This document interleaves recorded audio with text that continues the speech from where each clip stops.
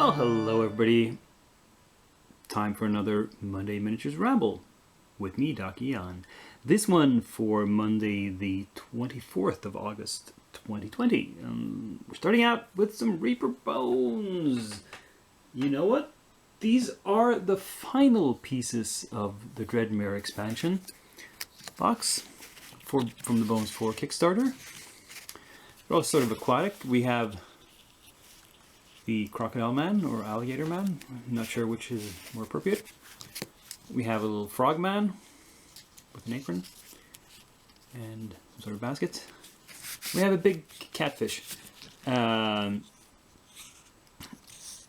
didn't want to paint just gray, so I added some colors, and I was on a green trip with these other two anyway, so this guy turned out kind of shiny green. It's a little monotone, but I just didn't feel like doing something more complicated with it. I feel it's effective enough. So, I mean, they are just cheap plastic minis. So I didn't want to spend forever on them. There's a lot of speed painting techniques in use here,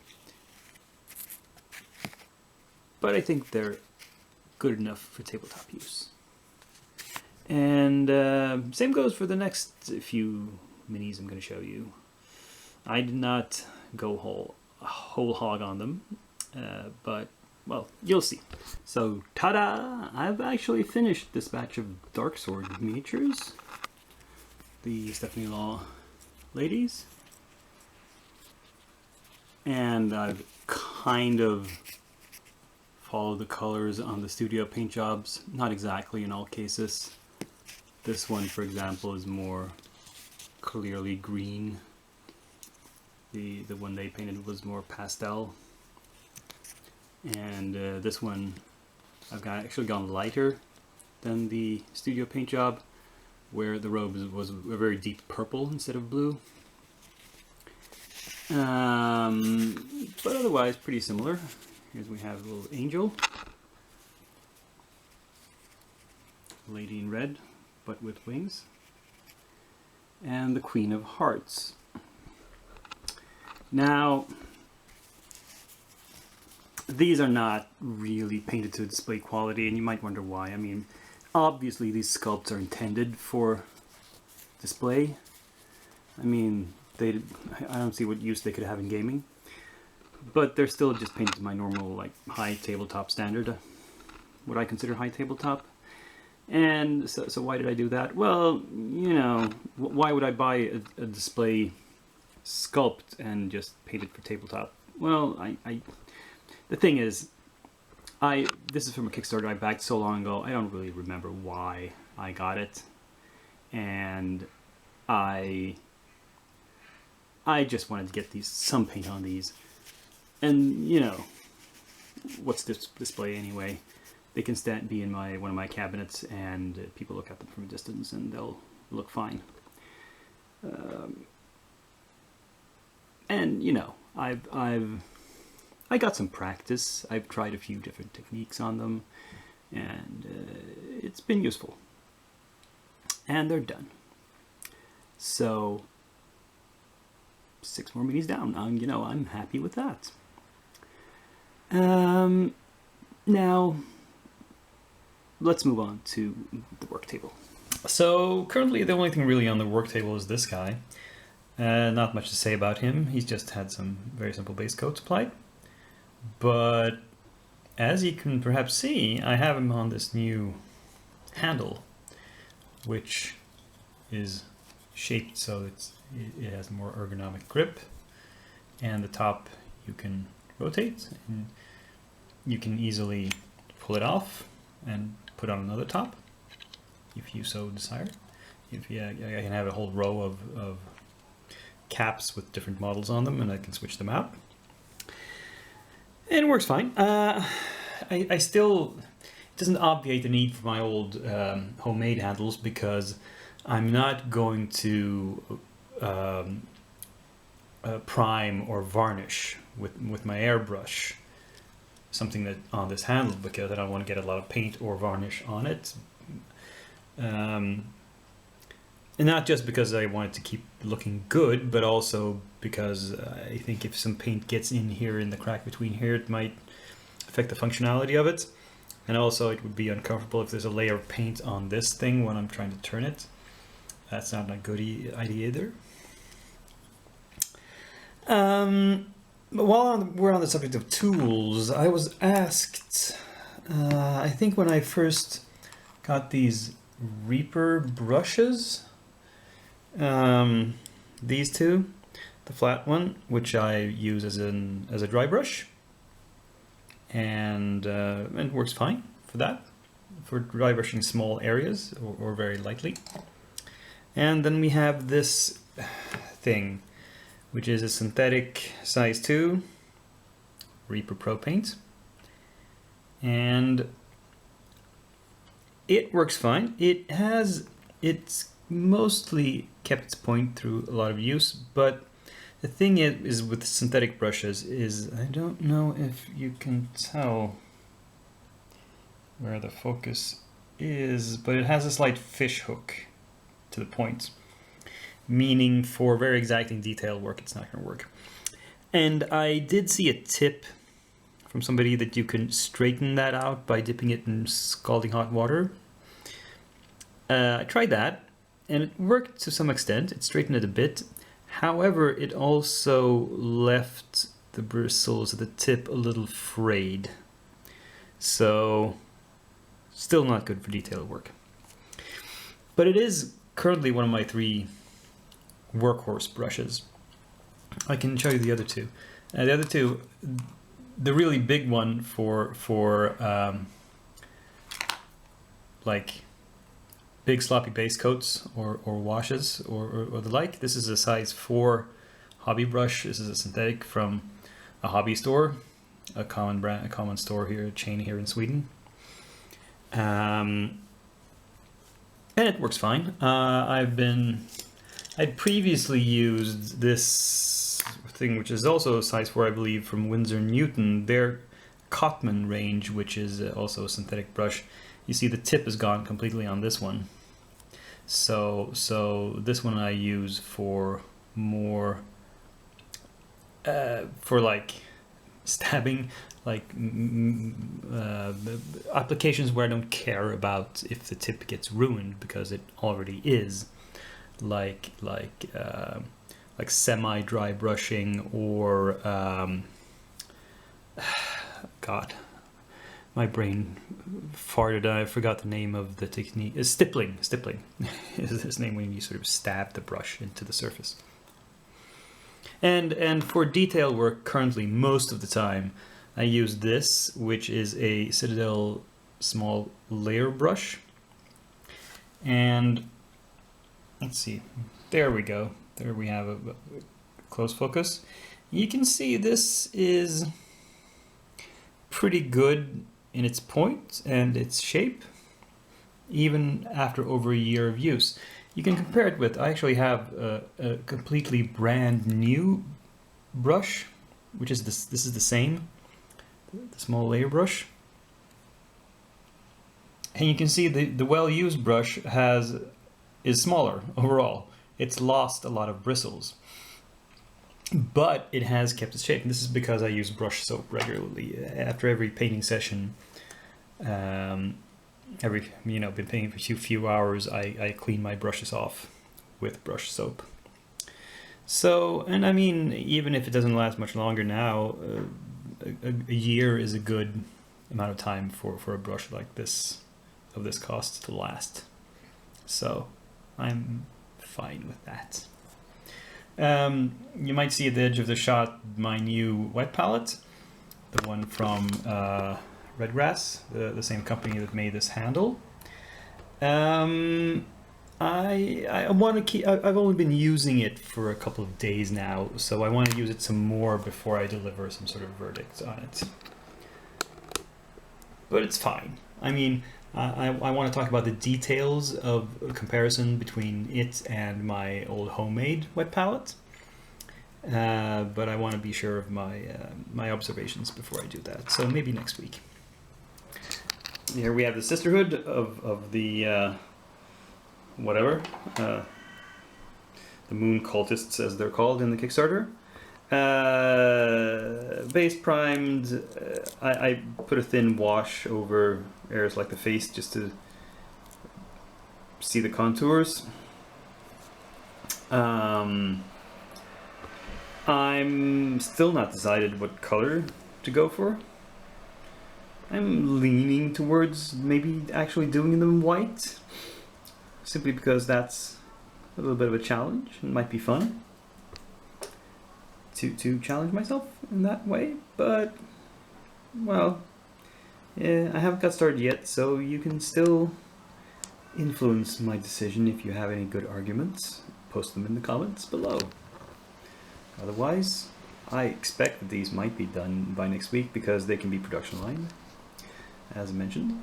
So, we'll see. Okay, let's see how to explain what happened with this sucker. So this is the Dragon Gouth from the Bones 4 core set, and I prepped him without the wings glued on, and I put him on what I felt was a reasonable part of the base, and then I added a lot of other stuff to the base, and then I added the wings, and it turns out they weighted it down too much. This is Bonesium. It's not Bones Black. It's an older, softer Bones material, not the oldest super soft stuff, but still, for the weight that was put on it,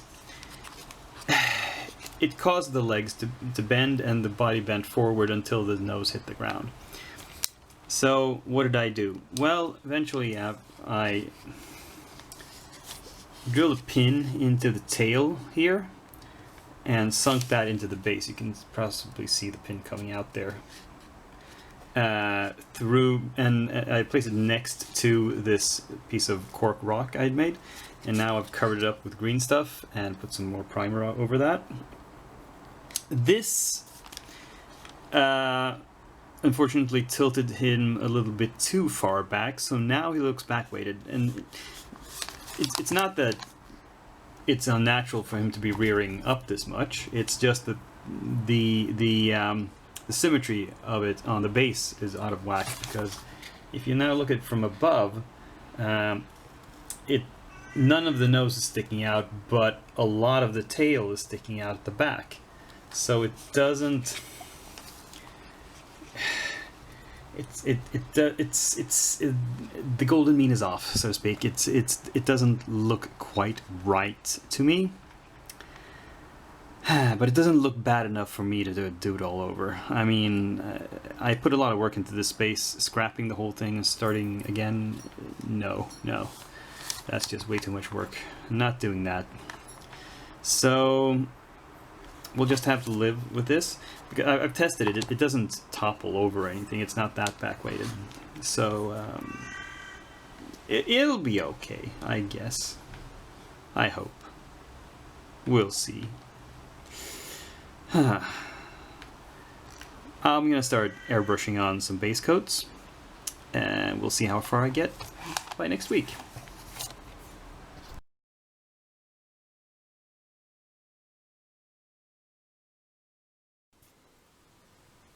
It's another mystery box. No, the mystery won't last. It's a box with my August order from Reaper. So let's just... Well, that was a bit messy, but as unboxings go, not the worst. This month I have a small order of 6 minis because I got some bigger ones, more expensive ones than usual. You know, what I buy is I think I mentioned this, dictated in volume by the fact that I need to reach a certain amount, a certain cost to get free shipping, and also to get a free bonus mini. In this case, as a bonus mini, I chose an older mini. The new one they had this month just looked boring to me. It was some, I think, monk or wizard. I The fact that I don't even remember which it was tells you how boring it was.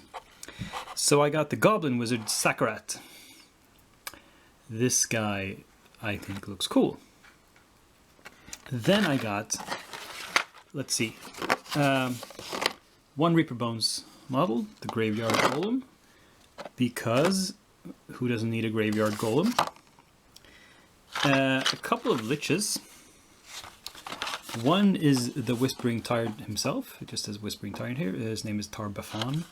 He's like one of the main bad guys of the Pathfinder universe. Golarion, name of the world.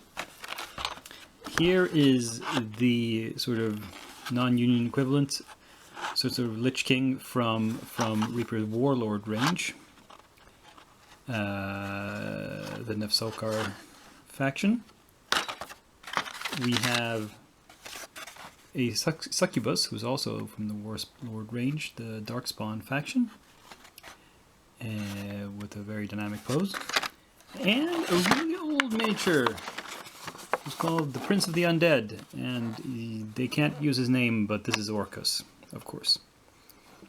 Not the, I mean, modern models of Orcus in plastic or resin are really, really big, but this is a metal Orcus in a more sort of, I don't want to say human size, but, you know, compatible with other minis. What did I get all these minis for? Well, I showed you, I think in my last order, I got this special Graveyard base, and I got most of these with the idea that maybe I could base them on this. I kind of imagined this guy would be too big, and he is. But one of these Liches, you know, on a Graveyard base, or maybe the Succubus leaping off from it. I don't know if you can tell. This is, she has one foot on the ground and the other is kind of up, and she's jumping forward. And the reason I got Orcus here, even though I knew he wouldn't fit on that base, is I have another resin base. Where's that? Oh, yes. I have this base that I've had for a long time, which is from... it's like a staircase with a lot of skulls and skeletons on it. It's from Heresy Miniatures. And if you look at this guy, I mean, if I just cut off the base they have on him there and pin him to this, it's pretty near perfect. And it's very suited to this guy, this character, this Demon Lord. So I'm really happy. So all I've got to do is decide which of the Liches or the Succubus are getting this base. And once I've chosen, what am I going to base the other two on? Well, stick around and you might find out. So actually, I think I'll start some of these for next week. I'm not sure which ones. Maybe just a couple. Maybe all of them. I don't know. My plans are pretty nebulous right now.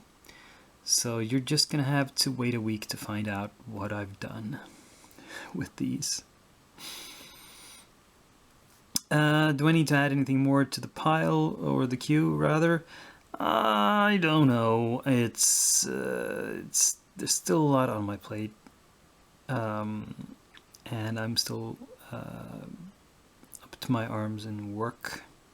Up to my that's not a saying. Up to my elbows.